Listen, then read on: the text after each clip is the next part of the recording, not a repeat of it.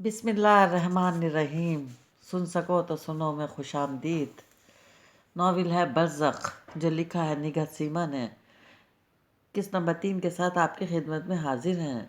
अगर आपने अभी तक हमारा चैनल सब्सक्राइब नहीं किया तो हमारे चैनल को सब्सक्राइब करें और बेल आइकन को प्रेस करना मत भूलिएगा ताकि आने वाले तमाम नावल्स आपको बर वक्त मिलते रहें। नावल कैसा लग रहा है ये भी आप हमें कमेंट बॉक्स में ज़रूर बताइएगा ताकि हमारी हौसला अफजाई होती रहे। शुक्रिया। मुझे कहाँ जाना था, इसने कनपटी पर उंगली मारी। हाँ यार, मैं किसी बार में या किसी क्लब में, कहीं भी जहाँ बैठकर मैं भूल जाऊँ कि जॉन रॉबर्ट मेरा बाप है, एक मुस्लिम। इसने सर झटका। ड्राइविंग सीट पर बैठते ही हुए इसने विल्सन को बास्केट उठाए अंदर आते देखा, लेकिन वो इसे नज़रअंदाज करते हुए गाड़ी गेट से बाहर निकाल ले गया। कुछ देर बाद वो यूनिवर्सिटी के पार्किंग एरिया में गाड़ी पार्क कर रहा था। मैं यूनिवर्सिटी तो नहीं आना चाहता था, फिर यहाँ क्यों आ गया? बेध्यानी में सोचते हुए वो यूनिवर्सिटी गार्डन में संगी बेंच पर आकर बैठ गया। बिखरे बालों को उसने उंगली से संवारने की कोशिश की और इधर उधर नजर दौड़ाई। मैं ये क्या कर रहा हूँ और इतने दिन से मैं ये क्यों वक्त ज़ाया कर रहा हूँ? पता नहीं कितने कीमती लेक्चर मिस हो गए होंगे। इसने लंबे लंबे सांस लेकर ठंडी और ताज़ा हवा से अपने फेफड़ों को भरा। यकायक इसे पेट में ऐंठन महसूस हुई। रात को भी इसने कुछ नहीं खाया था और सुबह भी नाश्ता नहीं किया था।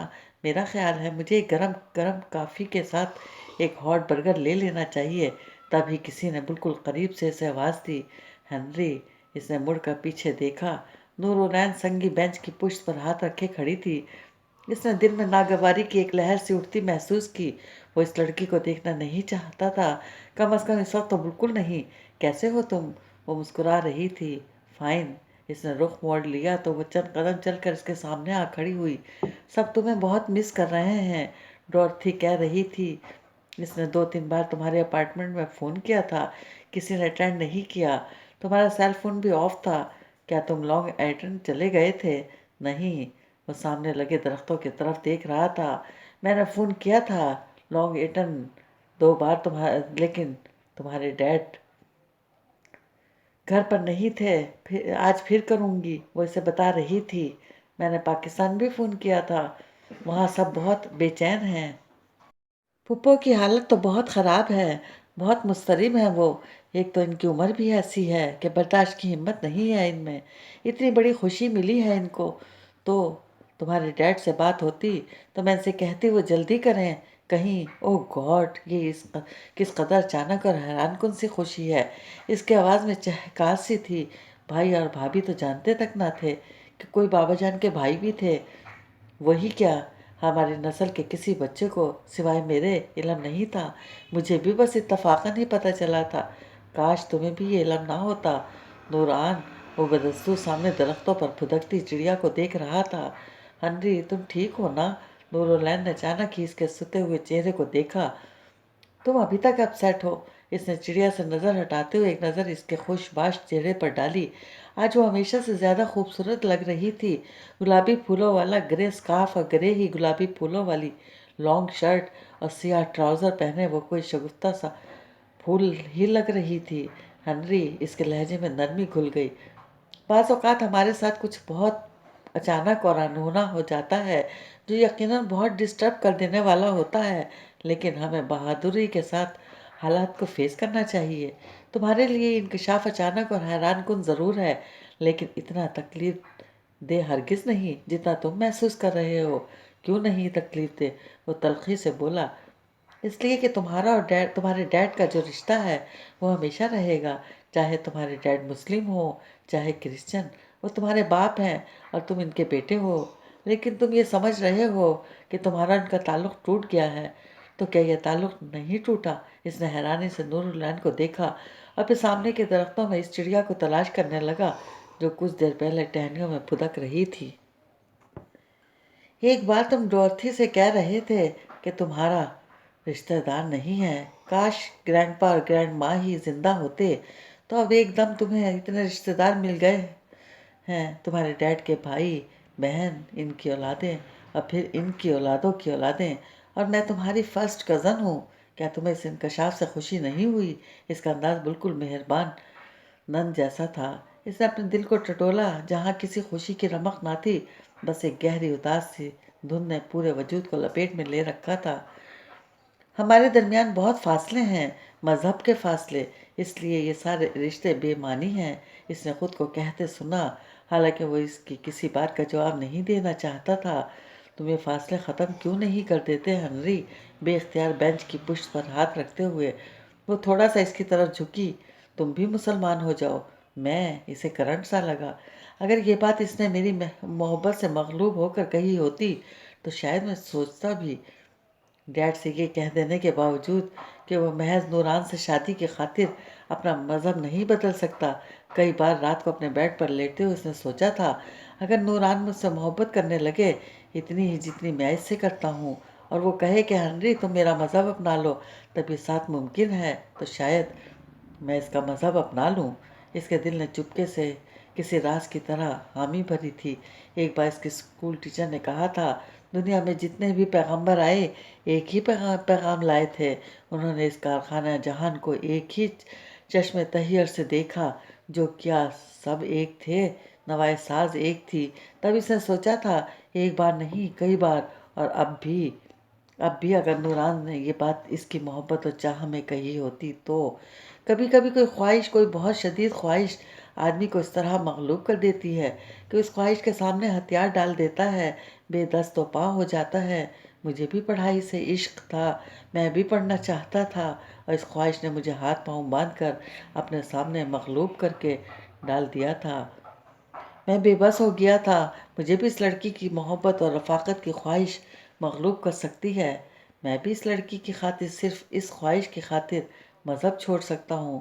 تو ڈیڈ، اس سمے اس نے اپنے دل میں ان کے لیے ایک نرم گوشہ بنتے محسوس کیا۔ اس نے نور العین کے چہرے سے نظریں ہٹا لیں۔ ہاں تم، نور العین کی نظریں ابھی تک اس کے چہرے پر تھیں۔ اس میں حرج بھی کیا ہے ہنری؟ میں یہ نہیں کہہ رہی کہ تم بغیر سوچے سمجھے ہمارا دین قبول کر لو، بلکہ پہلے تم اس کا مطالعہ کرو۔ میرے پاس اس کے متعلق لٹریچر ہے، تم اچھی طرح سوچ سمجھ کر فیصلہ کر سکتے ہو۔ تم بلا شبہ دین اسلام کو سب سے افضل دین پاؤ گے۔ میں تمہیں دوں گی یہ لٹریچر، بلکہ میں ابو صالح سے بھی کہوں گی کہ وہ تمہیں دین اسلام کے متعلق وہ سب کچھ بتائے جو تم جاننا چاہتے ہو۔ لیکن میں دین اسلام کے متعلق کچھ بھی کیوں جاننا چاہوں گا؟ اس نے نور العین کی باتوں سے دھیان ہٹانے کے لیے ادھر ادھر دیکھا۔ ضروری تو نہیں کہ میں اپنے ڈیڈ کا مذہب اپناؤں، اس نے خود کو پھر کہتے سنا، حالانکہ نور العین سے اس مسئلے پر کوئی بات بھی کرنا نہیں چاہتا تھا۔ وہ یکدم کھڑا ہو گیا۔ پتہ نہیں وہ یونیورسٹی کیوں چلا آیا تھا؟ کیا صرف نور العین سے یہ سننے کہ وہ مسلمان ہو جائے؟ مسلمان جو ساری دنیا میں دہشت گردی پھیلاتے رہے ہیں، وہ بھی ان میں شامل ہو جائے؟ تم سوچنا ہنری، نور العین نے اسے اٹھتے دیکھ کر کہا۔ نہیں، ہرگز نہیں۔ اس کے دل نے پوری شدت سے انکار کیا، اور وہ نور العین کی طرف دیکھے بغیر تیزی سے داخلی گیٹ کی طرف بڑھا۔ سامنے سے آتا فرینک نے اسے دیکھ کر ہاتھ ہلا رہے تھے۔ ہے، رکو، کہاں غائب ہو؟ فرینک نے اس کے قریب آ کر کہا۔ لگتا ہے تمہارا معاملہ سیٹ ہو گیا ہے۔ اس نے خوش دلی سے ہنری کے کندھے پر ہاتھ مارا۔ مبارک ہو، ایسٹرن بیوٹی، انجوائے کرو۔ ایسا کچھ نہیں ہے۔ فرینک کو وہ بے حد سنجیدہ اور اداس لگا۔ کیا تم کچھ پریشان ہو ہنری؟ اب کہ فرینک نے اسے بغور دیکھا۔ تمہارے ڈیڈ کی طبیعت تو ٹھیک ہے نا؟ ہاں۔ اس نے جانے کے لیے قدم اٹھائے۔ واپس جا رہے ہو؟ وہ اس بات میں سر ہلاتے تیزی سے آگے بڑھ گیا۔ فرینک نے اسے حیرت سے جاتے ہوئے دیکھا اور پھر کندھے اچکا کر آگے بڑھ گیا۔ ڈرائیونگ سیٹ پر بیٹھتے ہوئے سیل فون بجا۔ اس نے دیکھا ڈیڈ کا نمبر تھا۔ ایک لمحے کو اس کا جی چاہا وہ ان کی بات سن لے، آخر وہ کیا کہنا چاہتے ہیں، لیکن دوسرے ہی لمحے اس نے فون آف کر دیا۔ مجھے اب آپ سے بات نہیں کرنا ڈیڈ، اس نے زیر لب کہا، اور کچھ دیر بعد ایک کلب میں بیٹھا بے تحاشا پی رہا تھا۔ جب وہ لڑکی آ کر اس کی میز پر بیٹھ گئی تھی، اس کی رنگت سنہری تھی اور شاید آنکھیں بھی سنہری تھیں، سرسبز سی تھیں، لیکن ہنری کو لگا اس کی آنکھیں سیاہ ہیں۔ 14 اگست 1947 کا سورج اپنے دامن میں بہت سی خونچا کہانیاں لے کر نمودار ہوا۔ حویلیاں اجڑ گئیں، نوابی ختم ہوئی، عصمتیں لٹیں، لاکھوں میں کھیلنے والے خالی ہاتھ عزتیں بچا کر لٹے پٹے پاکستان پہنچنے لگے۔ ہندوؤں اور سکھوں نے مسلمانوں کا جس طرح قتل عام کیا وہ دل دوز داستانیں آج بھی تاریخ کے صفحات پر رقم ہیں۔ بیٹے، بھائی، باپ قربان کر کے بھی لوگ خوش تھے کہ آزادی ملی۔ کیا ہوا؟ خالی ہاتھ ہیں۔ وطن تو اپنا ہے۔ انگریزوں کی غلامی سے تو نجات ملی۔ سانتا ہار کے بھی ہر مسلمان گھرانے میں چراغ جلائے گئے۔ ہندو زمیندار اور دوسرے چند ہندو گھرانے جون کے اختتام پر ہی گھر بار بیچ کر جا چکے تھے۔ جانے والے تو مٹی کی سرائیاں اور لکڑی کی چوکیاں تک بیچ کر گئے تھے، جبکہ آنے والے بھرے گھر چھوڑ کر آ رہے تھے۔ مولوی عبدالحق بھی اپنے بھائی کے لیے پریشان تھے۔ اس کا ایک خط آیا تھا کہ وہ اگست کو لاہور کے لیے روانہ ہو جائے گا، لیکن پھر اس کے متعلق کوئی اطلاع نہیں ملی تھی۔ اب تو ستمبر آ چکا تھا۔ ادھر ادھر سے بڑی تشویشناک خبریں مل رہی تھیں۔ 9 اگست کے بعد کلکتہ سے جو ٹرین بھی روانہ ہوئی، اسے راستے میں لوٹ لیا گیا۔ بلوائیوں نے سب کو مار ڈالا۔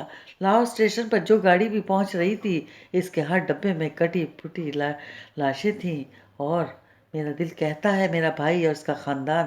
مولوی عبدالحق بات ادھوری چھوڑ دیتے۔ گھر میں اگرچہ پاکستان بننے کی پوری طرح خوشی منائی گئی۔ عبد الرحمن اور عبدالعزیز نے منڈیر پر دیے جلا کر رکھے تھے اور ایک چھوٹا سا پرچم بھی لگا دیا تھا، لیکن شام کو جب سب صحن میں بیٹھتے تو ایک جامد سی خاموشی سب کے بیچ در آتی۔ مولوی عبدالحق تو شاید اپنے بھائی کے متعلق سوچتے تھے، لیکن نجم النساء کے ذہن میں بار بار محمد سعید کا خیال بھی آتا۔ کیا وہ وہی ہوگا؟ وہ بھی تو مسلمان ہے۔ کہیں کسی بلوائی نے تو وہ وقار النساء سے چپکے محمد سعید کی باتیں کرتی۔ وہ اسے بہت یاد آتا تھا۔ وہ اس سے صرف 2 سال چھوٹا تھا، لیکن کتنا سمجھدار تھا۔ کتنی چھوٹی عمر میں اس نے قرآن حفظ کر لیا تھا۔ کبھی جب وہ دونوں چپکے سعید کی باتیں کر رہی ہوتی اور عبدالعزیز یا عبد الرحمن کے آنے پر چپ ہو جاتی، تو وہ ضرور پوچھتے، آپا، آپ دونوں چپکے کیا باتیں کرتی ہیں؟ ہماری اپنی باتیں ہیں، تمہیں کیا راز کی باتیں ہیں؟ عبد الرحمن پوچھتا۔ میں بتاؤں؟ عبدالعزیز کے مزاج میں شوخی تھی۔ یہ دونوں اپنے اپنے بیاہ کی باتیں کرتی ہیں اور اپنے اپنے دولہا فضول۔ نجم النساء اس کا کان پکڑنے کو اٹھتی تو بھاگ جاتا۔ اس روز بھی حسین میں چولہے کے پاس چوکی پر بیٹھی وقار النساء سے باتیں کر رہی تھی۔ آپا، کل میں نے خواب میں سعید کو دیکھا۔ تبھی مولوی عبدالحق گھر میں داخل ہوئے۔ 2 دن سے ڈھاکہ گئے ہوئے تھے۔ انہیں پتہ چلا تھا کہ کلکتہ سے ان کے ایک عزیز ڈھاکہ آئے ہوئے ہیں۔ وہ ان سے عبدالرزاق کا پتہ کرنے گئے تھے۔ نجم النساء نے مڑ کر دیکھا۔ ان کا چہرہ معمول سے زیادہ سرخ تھا اور آنکھیں سوجی ہوئی تھیں۔ وہ سفر سے آئے تھے۔ نجم النساء نے سلام کر کے فوراً دیوار کے ساتھ لگی چارپائی بچھا کر اس پر چادر بچھا دی۔ ابا، آپ کے لیے روٹی بناؤں؟ نہیں، تمہاری اماں کدھر ہیں؟ عبدالعالی کو لے کر حکیم صاحب کے پاس گئی ہیں۔ اسے آج پھر بخار چڑھ گیا ہے۔ ابا، کیا ہوا؟ کچھ پتہ چلا؟ گلاس میں پانی ڈال کر وقار النساء نے انہیں دیا۔ 2 گھٹ پانی پی کر انہوں نے گلاس واپس کر دیا۔ محفوظ بھائی کو تو پتہ نہیں تھا، لیکن وہاں مسجد میں ایک بندہ مل گیا مجھے۔ وہاں عبدالرزاق کے ساتھ اسکول میں ماسٹر تھا۔ اس نے بتایا ہے کہ وہ لاہور سے اپنی ماں کو لینے آیا ہے، جو یہاں ڈھاکہ میں اس کے بڑے بھائی کے پاس ہیں۔ انہوں نے کندھے پر پڑے رومال سے چہرہ صاف کیا اور دروازے سے اندر آتی حاجرہ کو دیکھنے لگے۔ حاجرہ نے اندر آ کر عبدالعالی کو چارپائی پر لٹا دیا اور سوالیہ نظروں سے مولوی عبدالحق کو دیکھنے لگیں۔ سب ختم ہو گئے۔ ان کی آواز بھرا گئی۔ کیا؟ ہاں حاجرہ، وہ جس ٹرین میں بیٹھا تھا، اسے دہلی سے آگے جنگل میں سکھوں اور ہندوؤں نے روک لیا اور سب کو تحت کر ڈالا۔ آنسو ان کے رخساروں سے ہوتے ہوئے ان کی داڑھی میں جذب ہونے لگے۔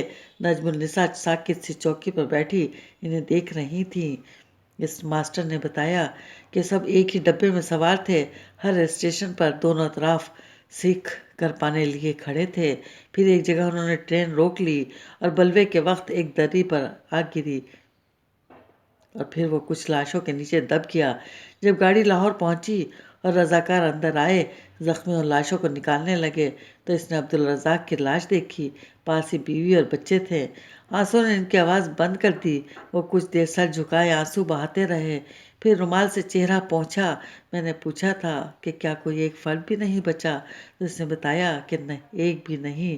اس نے خود 3 لاشیں دیکھی تھی، بلکہ ان کے ساتھ ایک لڑکا بھی تھا 12-13 سال کا، وہ بھی نہیں بچ سکا۔ یہ لڑکا کلکتہ سے ان کے ساتھ ہی آیا تھا، پھر دہلی میں بھی ان کے ساتھ ہی تھا، شاید کسی جاننے والے یا عزیز نے ساتھ کر دیا تھا۔ نجم النساء کھڑے کھڑے چوکی پر بیٹھ گئیں۔ اس نے وقار النساء کی طرف دیکھا، وقار النساء بھی اسے ہی دیکھ رہی تھی۔ دونوں نے ایک ساتھ ایک ہی بات سوچی تھی، اور پھر دونوں کی آنکھوں میں ایک ساتھ ہی آنسو آئے تھے۔ مولوی عبدالحق اب خاموش تھے، لیکن ہاجرہ کی سسکیاں سنائی دے رہی تھیں، وہ گھٹنوں پر سر رکھے رو رہی تھیں۔ ہاجرہ! کچھ دیر بعد مولوی عبدالحق نے ہاجرہ کے کندھے پر ہاتھ رکھا۔ وہ سب اللہ کی امانتیں تھیں، اللہ نے اپنی امانت لے لیں، سب کی بخشش کی دعا کرو۔ ہاجرہ نے سر اٹھا کر مولوی عبدالحق کی طرف دیکھا۔ مولوی صاحب، وہ بچہ کون تھا؟ مولوی عبدالحق نے نچلے ہونٹ کے سختی سے دانتوں تلے داب لیا۔ کچھ دیر یوں ہی ہاجرہ کی طرف دیکھتے رہے، پھر ایک گہری سانس لی۔ اس شخص کو نہیں معلوم وہ کون تھا۔ کیا ابا اور اماں بھی وہی سوچ رہے ہیں جو میں سوچ رہی ہوں؟ نجم النساء نے اپنی چیخ کو بمشکل دبایا۔ آج سب کا فاتحہ دلوا دینا، میں مسجد میں قرآن خوانی کروا دوں گا۔ کل اللہ ان سب کو اپنے جوار رحمت میں جگہ دے اور شہادت کے درجے پر فائز کرے۔ اور فاتحہ دلواتے ہوئے محمد سعید کا نام بھی لے دینا۔ وہ ایک دم اٹھ کھڑے ہوئے اور تیز تیز قدموں سے چلتے ہوئے باہر نکل گئے۔ نجم النساء کے لبوں سے چیخ نکلی اور وقار النساء کے گلے لگ کر رونے لگیں۔ آج 1 سال بعد اس گھر کے در و دیوار نے محمد سعید کا نام سنا تھا، لیکن پھر کئی دن گزر گئے، کسی نے محمد سعید کا نام نہ لیا۔ پورے گھر پر ایک سکوت طاری تھا، لیکن مولوی عبدالحق کے چہرے پر سکون تھا۔ ایک رات انہوں نے ہاجرہ کے ستے ہوئے چہرے کو دیکھا اور بے حد ملائم اور نرم لہجے میں کہا، ہاجرہ، اس روز جب عبدالرزاق کا خط آیا تھا تو میں نے اللہ سے رو رو کر دعا مانگی تھی۔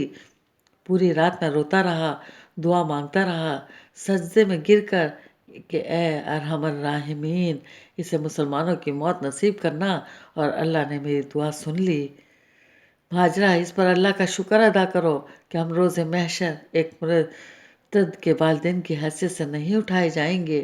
کیا آپ کو یقین ہے مولوی صاحب؟ ہاجرہ کے آنسو ان کے رخساروں پر بہنے لگے۔ عبدالرزاق کے اس 1 سال میں کتنے ہی خط آئے، ہر خط میں وہ یہی لکھتا رہا، بھائی صاحب، کچھ دن تک سانتا ہار آؤں گا، شاید وہ اسے ہی لے کر آنا چاہتا ہو، ورنہ پہلے تو کبھی اس نے سانتا ہار آنے کا نہیں لکھا تھا، بلکہ مجھے ہی بلاتا تھا۔ شاید میرے ڈر سے یہ نہ لکھتا ہو خط میں کہ وہ اسے لے آیا ہے۔ ہاجرہ روتی رہیں۔ مولوی عبدالحق سر جھکائے اللہ کا شکر ادا کرتے رہے۔ سانتا ہار میں آنے والے ایک خاندان سے وقار النساء کا رشتہ آیا تھا۔ وہ بڑے وزادار لوگ تھے، اپنے پیچھے بڑی جائیدادیں چھوڑ کر آئے تھے، لیکن کبھی ذکر نہ کیا کہ پیچھے کیا تھے اور اب کیا ہیں۔ وہ چھوٹے سے گھر میں بھی بڑے قانے اور خوش تھے۔ مولوی عبدالحق ہمیشہ ہی تعریف کرتے تھے، اور جب اسی گھرانے سے مدبر مرزا کا رشتہ آیا تو انہوں نے فوراً ہی منظور کر لیا۔ گھرانے میں کل 4 افراد ہی تو تھے، بڑے بھائی دبیر الدولہ، والدہ، چھوٹے بھائی مدبر اور ایک بیوہ چچی، باقی سب مارے گئے۔ اور جس روز وقار النساء رخصت ہو رہی تھی تو اس نے دھیرے سے کہا تھا، وہ کیوں چلا گیا تھا آپا؟ وقار النساء اس کے کندھے پر سر رکھے روتی رہیں، اور اس روز اس نے پہلی بار عبدالعزیز کو عبدالرحمن سے کہتے سنا، اگر آج سعید بھی ہوتا تو ہمارے ساتھ آپا کی ڈولی اٹھاتا اور ہم بارات آنے پر سعید کے ساتھ مل کر بھنگڑا ڈالتے۔ اور نجم النساء خود بھی بلک بلک کر رونے لگی تھیں۔ ہنری نے آنکھیں کھول کر سامنے دیوار پر نظر ڈالی، لیکن دیوار پر گھڑی نہیں تھی۔ وہ یکدم اٹھ کر بیٹھ گیا۔ یہ اس کا بیڈ روم نہیں تھا، یہ بیڈ، یہ کارپٹ۔ وہ اچھل کر بستر سے اترا۔ میں کہاں ہوں اور میں یہاں کیسے آیا؟ اس نے یاد کرنے کی کوشش کی۔ اس کا چہرہ ستا ہوا تھا اور آنکھیں رات کے خمار سے بوجھل تھیں۔ وہ کمرے کے بیچوں بیچ کھڑا تھا جب وہ لہراتی ہوئی ہاتھ میں بھاپ اڑاتی کافی کے کپ لیے اندر داخل ہوئی۔ اس کی آنکھیں سبز تھیں، زلفیں بادامی، اور اس کے گلابی ہونٹوں پر مسکراہٹ تھی۔ یہ لڑکی، اس نے پیشانی پر انگلی ماری۔ ایک لڑکی اس کی میز پر آ کر بیٹھی تھی۔ پھر اس نے کیا کہا تھا؟ وہ الجھی ہوئی نظروں سے اسے دیکھ رہا تھا۔ تم یہ کافی پیو، میں تمہیں بتاتی ہوں۔ وہ بیڈ پر بیٹھتے بیٹھتے رک گیا۔ اس کے منہ کا ذائقہ بہت عجیب ہو رہا تھا۔ क्या तुम पहले बात लेना चाहते हो? नहीं, बस ब्रश करूँगा। लेकिन मेरे बाथरूम में कैबिनेट में नए टूथब्रश पड़े हैं, तुम इस्तेमाल कर सकते हो। Thank you. वो वॉशरूम की तरफ बढ़ गया। वेलकम। लड़की एक तरफ पड़े स्टूल पर बैठकर कॉफ़ी की चुस्कियाँ लेने लगी। वो वॉशरूम से निकला तो तब भी उलझा हुआ था। मेरा नाम क्रिस्टीन है। कल दोपहर तुमने मुझे मेरी दरख्वास्त पर एक बैग शैम्पेन पिलाई थी और तुमने मेरी दोस्ती को भी कबूल किया था। वो बता रही थी और वो कॉफ़ी के घूंट भरते हुए कल दोपहर की हर बात याद करने की कोशिश कर रहा था। तुम बिल्कुल मदहोश थे। मैं बड़ी मुश्किल से तुम्हें वेटर की मदद से गाड़ी तक लाई थी। मेरी गाड़ी? हेनरी ने पूछा। मेरे पोर्च में खड़ी है। मैं आज सुबह जाकर ले आई थी। तुम्हारी चाबियां मैंने तुम्हारी पॉकेट से निकाल ली थी और जब तुम गाड़ी पार्क कर रहे थे तो मैंने तुम्हारी गाड़ी के दाएं तरफ अपनी गाड़ी पार्क की थी।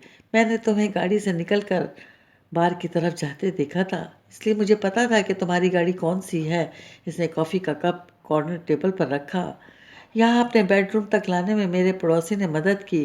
तुम बहुत नशे में थे और तुमने नशे में मेरे पड़ोसी को गालियाँ भी दी थी। वो हंसी, लेकिन हेनरी संजीदा था। तुम ऐसी तो नहीं लगती कि तुम्हें एक बैग किसी से मांगना पड़े। ओह, तो तुम इतनी देर से ये सोच रहे हो? वो फिर हंसी।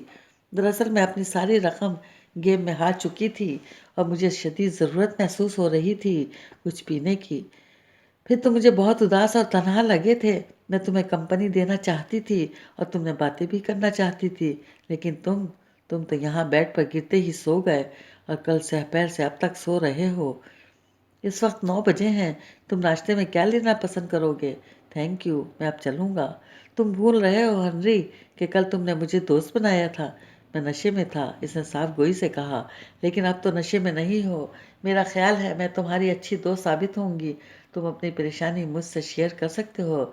इसकी सब्ज आंखें इसके चेहरे पर जम सी गई थी। कल तुमने किसी नूरान का जिक्र किया था। वो तुम्हारी कौन है और वो क्यों तुम्हारा मज़हब बदलना चाहती है? क्या वो मुस्लिम है? हाँ, हनी ने गैर इरादी तौर पर सर हिलाया। और वो चाहती है कि तुम भी मुस्लिम हो जाओ? हाँ। क्या तुम इससे मोहब्बत करते हो? इसने फिर पूछा। हनी ने फिर इस बात में सर हिला दिया। क्या वो मुझसे ज़्यादा खूबसूरत है? पता नहीं। हनी ने बेबसी से इसकी तरफ देखा। इसकी सबज आंखों में बिला का सहर था। इसके गुलाबी होठों पर बुलावा देती मुस्कुराहट। भला नूरान का इससे क्या मुकाबला? नूरान नूरान है और ये इसने सोचा। कहीं भी कुछ भी आखिर नहीं होता। हनरी, तलाश ख़त्म नहीं होती। बेहतर से बेहतर मिल सकता है। तुम इसका ख्याल दिल से निकाल दो। मज़हब ऐसी चीज़ नहीं है कि एक लड़की के लिए इसे छोड़ दिया जाए। तुम्हें बेहतरीन से बेहतरीन लड़की मिल सकती है। ये मुसलमान हमारे दुश्मन हैं। हमें चाहिए हम इन्हें निस्त नाबूद कर दें। और बदकिस्मती ये है कि ये लोग तुम्हारे जैसे मासूम नौजवानों को फांस लेते हैं और फिर अपने मज़हब के सहर में मुब्तला करके इन्हें मज़हब बदलने पर मजबूर कर देते हैं। लेकिन नूरान ने तो मुझको नहीं फांसा, मैं खुद ही। दरअसल यही तो इनका तरीक़ा वारदात है। मैंने हेनरी की बात काट दी। इसने हेनरी की बात काट दी और उठकर खड़ी हो गई। तुम आज मेरे साथ चलो। 1 घंटे बाद मुझे एक जगह जाना है, एक ट्रेनिंग कोर्स में शिरकत करने। आज की इस क्लास में सर जोसेफ मिलर ने हमें लेक्चर देना है कि वो रिस्क लव के मिशनरी अदारे फ्रंटियर्स के एक रुकन हैं। लेकिन ये ट्रेनिंग कोर्स किस किस्म का है? मैं वहाँ जाकर क्या करूँगा? क्या तुम किसी मिशनरी अदारे में काम करती हो? नहीं, लेकिन मैं इसकी ट्रेनिंग ले रही हूँ। शायद अगले 2 हफ्तों तक मैं किसी इस्लामी मुल्क में भेज दी जाऊँ। इसने खाली कप उठा लिए। लेकिन मैं वहाँ जाकर क्या करूँगा? हनरी ने पूछा। कुछ नहीं, बस तुम सर जोसेफ मिलर का लेक्चर सुनना। तुम इस तुजबत से निकल आओगे जिसमें फंसे हुए हो। किस तुजबत से? हनरी के सवालिया नजरें इसकी तरफ उठी। तुम मज़हब बदलना भी चाहते हो और नहीं भी? कोई जज्बा, कोई तुम्हारे अंदर ऐसा है जो तुम्हें उकसाता है कि तुम मज़हब बदल लो? ये बहुत मुंह जोर जज्बा है, शायद मोहब्बत। लेकिन तुम अल्लाह के अजाब से भी डरते हो। तुम्हें यीशु मसीह के एक सच्चे पैरोकार भी हो। तुम इस्लाम से नफरत भी करते हो। और वो ठहर ठहर कर बोल रही थी। हनरी एकदम ही इससे मुतासिर हो गया। ये तो इसके दिल में छुपी बातें थीं। تم مدہوشی میں مسلسل بولتے رہے تھے۔ میں نے اندازہ لگایا تم بہت اپسیٹ ہو۔ سر جوزف کی تعلیمات سے تم جان جاؤ گے کہ صرف عیسائیت سچا مذہب ہے۔ تھینک یو، تم بہت اچھی ہو۔ تمہیں کل میری وجہ سے بہت تکلیف ہوئی۔ ہنری کھڑا ہو گیا۔ نہیں، میں نے تمہیں دوست کہا ہے۔ تم دوستوں کے لیے کچھ کرنے میں مجھے کبھی تکلیف نہیں ہوئی۔ ہنری اس کا ممنون دکھائی دینے لگا۔ تم اگر میرے ساتھ چلنا چاہو تو ٹھیک 1 گھنٹے بعد تم اسی بار کے باہر میرا انتظار کرنا، میں تمہیں وہاں سے پک کر لوں گی۔ ہنری جب اس کے اپارٹمنٹ سے نکلا تو اس کا کوئی ارادہ نہیں تھا کہ اس کے ساتھ جائے گا، لیکن جب وہ بات لینے کے بعد ولسن کے ہاتھ کی بنی کافی پی کر گھر سے باہر نکلا تو غیر ارادی طور پر اس کا رخ اسی بار کی طرف تھا اور کچھ دیر بعد وہ کرسٹین کے ساتھ جا رہا تھا۔ مجھے یقین تھا تم ضرور آؤ گے۔ اس کی سبز آنکھوں میں بے تحاشا چمک تھی۔ وہ جس ہال میں داخل ہوئی وہاں 15-16 لڑکے اور 2 لڑکیاں پہلے سے بیٹھے ہوئے تھے۔ ایک میز پر ملٹی میڈیا پروجیکٹر رکھا تھا جو ایک کمپیوٹر کے ساتھ لگا ہوا تھا۔ وہ اسے ہال میں بٹھا کر کچھ دیر کے لیے باہر چلی گئی۔ دراصل مجھے اس کورس کے انچارج کو تمہارے متعلق بتانا ہے۔ یہاں غیر متعلق لوگ نہیں آتے، لیکن میرے کہنے پر سر نے اجازت دے دی۔ مجھے یقین ہے تم مستقبل میں ہمارے ساتھی ہوگے کیونکہ تمہیں مسلمانوں سے نفرت ہے۔ ہنری خاموش رہا۔ ہمارے اس کورس کا نام ہے مسلمانوں کے عقائد بدلنا، اور آج کا لیکچر اسی حوالے سے ہے۔ تب ڈاکٹر جوزف ملر ہال میں داخل ہوئے۔ انہوں نے پہلے یسوع مسیح کی تعلیمات کے متعلق بتایا۔ وہ لوگ جو جیسس کی تعلیمات کو نہیں اپناتے وہ شیطان کے چنگل میں پھنس چکے ہیں، خاص طور پر یہ مسلمان۔ آج میں تمہیں یہ بتانا چاہتا ہوں کہ مسلمانوں کو تم براہ راست مذہب بدلنے کو کہو گے تو مرنے مارنے پر تیار ہو جائے گا۔ وہ اس طرح مذہب نہیں بدلتا، بلکہ اس کے لیے ہمیں بھیس بدلنا پڑے گا۔ تم سب آئندہ 2 ماہ تک مختلف ممالک میں چلے جاؤ گے عیسائیت کی تبلیغ کے لیے۔ ہمارا مقصد دنیا کے ہر مسلمان تک اللہ کے سچے نبی حضرت عیسیٰ کا پیغام پہنچانا ہے اور مسلمان کمیونٹی میں گرجوں کی تعمیر کرنا ہے۔ اس کے لیے تم ٹیچر بن کر، ڈاکٹر بن کر، ان کی مدد کرنے والا بن کر جاؤ۔ مسلمان جدید علم کا شیدائی ہے، وہ ٹیچر بن کر آنے والوں کی قدر کرتا ہے۔ تم انہیں علم کا لالچ دو، یہ بہترین ذریعہ ہے ان تک رسائی کا۔ ڈیڈ بھی تو علم حاصل کرنے کی خاطر، ہنری نے سوچا تھا۔ مسلمان ایک بیکورڈ اور غریب ملک ہے۔ اس ممالک میں بے روزگاری بہت ہے، انہیں روزگار مہیا کرو جیسے ہم نے انڈونیشیا میں کیا۔ وہاں کارخانے لگائے، مسلمان اور کرسچن بھرتی کیے، ان تک رسائی حاصل کی۔ اب اسلام کو دنیا سے ختم ہو جانا چاہیے۔ جوزف ملر کی آواز میں نفرت گھل گئی۔ ہنری نے چونک کر اسے دیکھا۔ مشنریوں کو کبھی اپنی حیثیت مشنری کی حیثیت سے شناخت نہیں کروانا چاہیے، جوزف ملر کہہ رہا تھا، اور سب ہم تن گوش تھے۔ مسلمانوں کے اندر گھس کر انہیں اپنا لو، انہیں اپنا اتنا احسان مند کر لو کہ وہ تمہارے سامنے جھک جائیں۔ ان کی ضرورتوں کو خریدو، ان کی جڑوں کو کاٹ دو۔ یہ مسلمان اندر سے ہمیشہ مسلمان رہتے ہیں، یہ امریکہ جا کر ڈالر کمانے کے شوق میں مذہب بدل لیں گے، جھوٹ موٹ، مگر اندر سے مسلمان رہیں گے، بالکل ڈیڈ کی طرح۔ ہنری نے پھر سوچا، وہ بھی تو ہمیشہ اندر سے مسلمان ہی رہے، لیکن ہزاروں کروڑوں میں کوئی ایک ایسا کرتا ہے۔ میں 23 سال تک پاکستان کے شہر ڈیرہ غازی خان میں رہا۔ میں نے ہر طرح سے کوشش کی، لالچ دیا، مفت پمفلٹ تقسیم کیے۔ ان کی عورتوں کو میری بیوی نے گھر میں بائبل کی تعلیم دی، لیکن بدقسمتی سے میں ایک شخص کو بھی مذہب بدلنے پر مجبور نہ کر سکا۔ ایک روز انہوں نے میرے دیے ہوئے پمفلٹوں کو آگ لگا دی۔ یہ اندر سے بڑے کٹر ہوتے ہیں، چاہے اسلام کی تعلیمات کے مطابق چلیں یا نہیں، لیکن مذہب کے نام پر کٹ مرنے کو تیار۔ ہمیں ان کی سوچ بدلنا ہے، اسلام پر سے ان کا یقین اٹھانا ہے، انہیں شک میں مبتلا کرنا ہے، انہیں سمجھانا ہے کہ تمہارا دین تمہیں نقصان پہنچا رہا ہے، انہیں عیش و عشرت کی لت ڈالنی ہے۔ لیکن جب آپ 23 سال میں ایک مسلمان کو بھی مذہب تبدیل کرنے پر راغب نہ کر سکے تو ہم کیسے کریں گے؟ ایک لڑکے نے پوچھا۔ میرا طریقہ کار غلط تھا، میں ڈائریکٹ عیسائیت کا پرچار کرتا تھا، لیکن اب اصل بات ہم نے جان لی ہے کہ جب تک آپ کسی معاشرے کا مزاج نہیں بدلتے، اس کی مثبت اور مضبوط روایات کی جڑیں نہیں ہلاتے، اس وقت تک آپ اس ملک میں تبدیلی نہیں لا سکتے۔ صورتحال سے فائدہ اٹھانے کے لیے پہلے صورتحال پیدا کرنی ہوتی ہے۔ پہلے صورتحال پیدا کرو، اتنا کمزور کر دو کہ پھر ایک جھٹکے میں گرا لو۔ جوزف ملر بولتا رہا اور ہنری کا ذہن ادھر ادھر بھٹکتا رہا۔ یہ بڑے افسوس کا مقام ہے کہ ہماری اتنی کوششوں کے باوجود ہر سال عیسائیت سے اسلام قبول کرنے والوں کی تعداد عیسائی ہو جانے والوں سے بہت زیادہ ہوتی ہے۔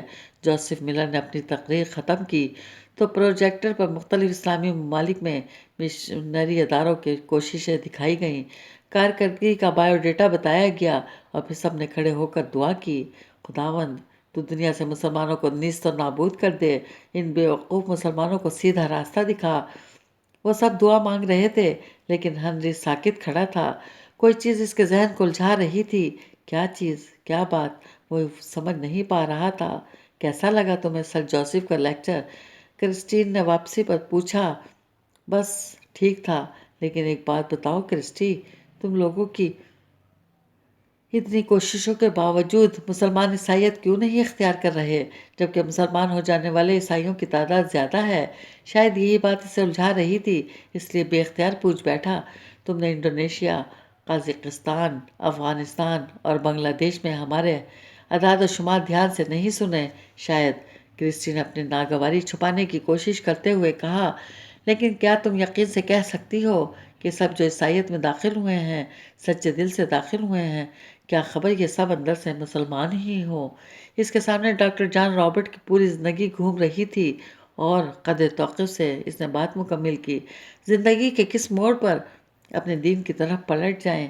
نہیں، اسلام میں دین سے پھر جانے والا مرتد ہو جاتا ہے، وہ لوگ اسے پھر قبول نہیں کر سکتے، لیکن دین اسلام میں توبہ بھی تو ہے۔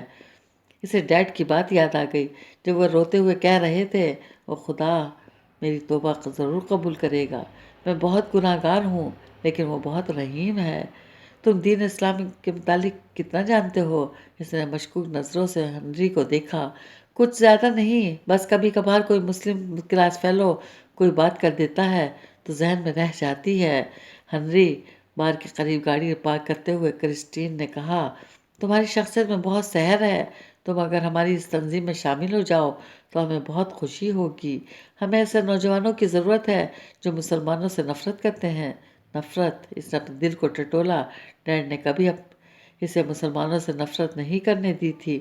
جب کبھی اس کے دل میں مسلمانوں کے خلاف کوئی بات آئی تو بڑی خوبصورتی سے اس کا دل صاف کر دیتے تھے۔ ہاں، تم اگر ہم میں شامل ہو جاؤ تو ہو سکتا ہے تم اس لڑکی نوران کو بھی قائل کر سکو، ہو سکتا ہے وہ تمہاری محبت میں تمہاری خاطر اپنا مذہب چھوڑ دے، تم اسے حاصل کر لو میری محبت میں، لیکن وہ تو مجھ سے محبت نہیں کرتی، اس نے خود کو کہتے سنا اور کرسٹین کے حیران چہرے کو دیکھے بغیر گاڑی سے اتر آیا۔ میں تمہیں پسند کرنے لگی ہوں ہنری، اگر تم پسند کرو تو میرے ساتھ اسی ٹائم پر ہماری کلاس اٹینڈ کر سکتے ہو۔ ہمارا ایک کورس 2 ہفتوں پر مشتمل ہے، پھر شاید مجھے ترکی بھیج دیا جائے اور میں خداوند یسوع مسیح سے دعا کروں گی کہ اس سفر میں تم میرے ساتھ ہو۔ وہ فضا میں بوسہ اچھالتے ہوئے تیزی سے گاڑی نکال کر لے گئی۔ وہ کچھ دیر یوں ہی کھڑا رہا، پھر اپنی گاڑی کی طرف بڑھ گیا جسے اس نے جانے سے پہلے یہاں چھوڑا تھا۔ گھر آیا تو ولسن نے اسے بتایا کہ لانگ ایٹن سے وکیل کا فون آیا تھا، وہ اس سے فوراً ملنا چاہتا ہے۔ اچھا، وہ لاؤنج میں ہی صوفے پر بیٹھ گیا، اسے بھوک محسوس ہو رہی تھی۔ کافی کے ساتھ سینڈوچز بنا دو، ولسن نے سر خم کیا لیکن وہیں کھڑا رہا۔ کیا بات ہے؟ سر، وہ ڈاکٹر صاحب کا فون آیا تھا، آج 12 بجے کی فلائٹ سے انہیں روانہ ہونا تھا، وہ چاہتے تھے کہ اگر آپ جانے سے پہلے ان سے بات کر لیں تو۔ ہنری نے کڑائی موڑ کر وقت دیکھا، 1 بج رہا تھا تو ڈیڈ چلے گئے۔ اس کے دل پر چھائی اداسی کی دھند گہری ہونے لگی۔ وہ سر ڈیوڈ کہہ رہا تھا کہ ڈاکٹر ولسن ابھی تک کھڑا تھا۔ جاؤ، اس نے ہاتھ اٹھا کر بیزاری سے کہا، میں نے کل دوپہر سے کچھ نہیں کھایا۔ اوہ یس، ولسن تیزی سے مڑ گیا۔ کیا تھا؟ اگر میں ڈیڈ سے بات کر لیتا، کوئی 50 بار تو انہوں نے فون کیا ہوگا، آخر میں موم سے بھی تو ملتا ہوں، حالانکہ وہ مجھے چھوڑ گئی تھیں، اور اگر ڈیڈ بھی مجھے نہ رکھتے تو میں کسی سوشل ویلفیئر کے ادارے میں ہوتا یا کسی فیملی میں عارضی طور پر رہنے کے لیے چلا جاتا جو پیسے لے کر میری دیکھ بھال کرتے، نہ جانے مجھے کتنے گھروں میں رہنا پڑتا سسل کی طرح۔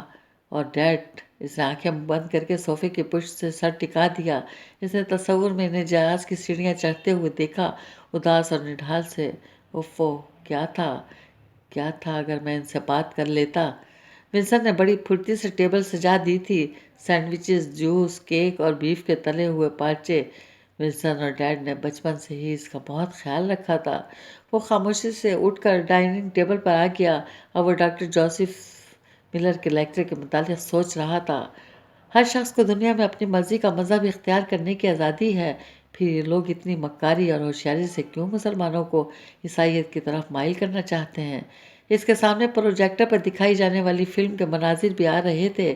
پسماندہ علاقوں میں اسپتال اور اسکول بنائے جا رہے تھے، غریب لوگوں کو روزگار مہیا کرنے کے لیے کارخانے بنائے جا رہے تھے، مظلوم کی مدد کے لیے این جی اوز مصروف کار تھیں، لیکن ان سب کے پیچھے ایک ہی مقصد تھا: مسلمانوں کو ختم کر دینا۔ وہ سوچتا رہا، الجھتا رہا، وہ کچھ سمجھ نہیں پا رہا تھا کہ کون سا دین صحیح ہے۔ آخر میں کیوں سوچ رہا ہوں؟ میں ایک سچا کرسچن ہوں، اپنی موم کی طرح۔ مجھے کچھ بھی سوچنے کی ضرورت نہیں ہے۔ وہ ٹیبل سے اٹھ کھڑا ہوا۔ ولسن، میں کچھ دیر سونا چاہتا ہوں۔ کوئی بھی فون آئے تو مجھے مت جگانا۔ ولسن نے ایک ہمدردی بھری نظر اس پر ڈالی۔ ڈیوڈ اسے سب کچھ بتا چکا تھا۔ پور بوائے، اس نے زیر لب کہا اور سر جھکا دیا۔ ہر گزرتے دن کے ساتھ وہ الجھتا رہا۔ نہ چاہتے ہوئے بھی اس نے کرسٹین کے ساتھ مزید کئی لیکچر اٹینڈ کیے، لیکن جب وہ واپس آتا تو مزید شکوک کا شکار ہو جاتا۔ اس کا ذہن بہت ساری باتوں کو قبول نہیں کرتا تھا۔ کرسٹین اس دوران اس پر بہت مہربان ہوتی جا رہی تھی۔ اسے تنظیم کے ڈائریکٹر رسک لو کے لیکچرز کی کئی سی ڈیز دی تھی، جنہیں اس نے کئی بار سنا تھا، لیکن ہر بات سن کر اس کے ذہن میں کوئی الجھن رہ جاتی، اسے کچھ نہ کچھ غلط لگتا۔ وہ یونیورسٹی نہیں جا رہا تھا، نہ ہی وہ وکیل کے پاس گیا تھا۔ وہ ابھی لانگ ایٹن نہیں جانا چاہتا تھا۔ اس کے سبھی دوستوں نے فون کیے تھے۔ عبد المنان اور ختیجہ نے بھی اس کی خیریت دریافت کی تھی۔ ختیجہ نے اپنے مخصوص میٹھی زبان میں کہا تھا، ادھر تم بہت اکیلے ہو تو عبد المنان کو بھیج دوں؟ تھینکس ختیجہ، میرے پاس ولسن ہے۔ وہ اس کے خلوص سے متاثر ہوا تھا۔ رکلو نے کہا تھا، یہ مسلمان جادوگر ہوتے ہیں، ان کی باتوں پر دھیان نہیں دینا چاہیے، غور نہیں کرنا چاہیے۔ ہاں، جادوگر تو ہوتے ہیں، نوران کی طرح، بغیر بات کیے بھی اپنے سحر میں جکڑ لیتے ہیں۔ اس کا دل بے اختیار نوران سے ملنے کو چاہنے لگا، لیکن وہ سختی سے اپنی خواہش کا گلا دبا دیتا۔ کیا تم یہ سیمسٹر ڈراپ کرنا چاہتے ہو؟ ایک روز بابس نے فون پر پوچھا تو کہہ بیٹھا، یس۔ لیکن کیوں ہنری، تمہارے ساتھ کیا پرابلم ہے؟ کچھ نہیں، اس نے فون بند کر دیا تھا، لیکن اندر کی کشمکش سے تنگ آ کر اس نے بالآخر کرسٹین کی تنظیم جوائن کرنے کا فیصلہ کر لیا تھا۔ میں صبح کرسٹین کو اس فیصلے سے آگاہ کر دوں گا۔ رات کو فیصلہ کرنے کے بعد بے حد مطمئن سا بیڈ پر لیٹا تھا، لیکن رات کے 2:30 بجے اس کی آنکھ کھل گئی۔ اس کا جسم پسینے پسینے ہو رہا تھا، حلق میں کانٹے سے چبھنے لگے تھے۔ اس نے ہاتھ بڑھا کر سائیڈ لیمپ روشن کیا اور اٹھ کر بیٹھ گیا۔ ٹیبل پر پڑا پانی کا گلاس ایک ہی سانس میں خالی کر دیا اور اس خواب کے متعلق سوچنے لگا جو اس نے دیکھا تھا۔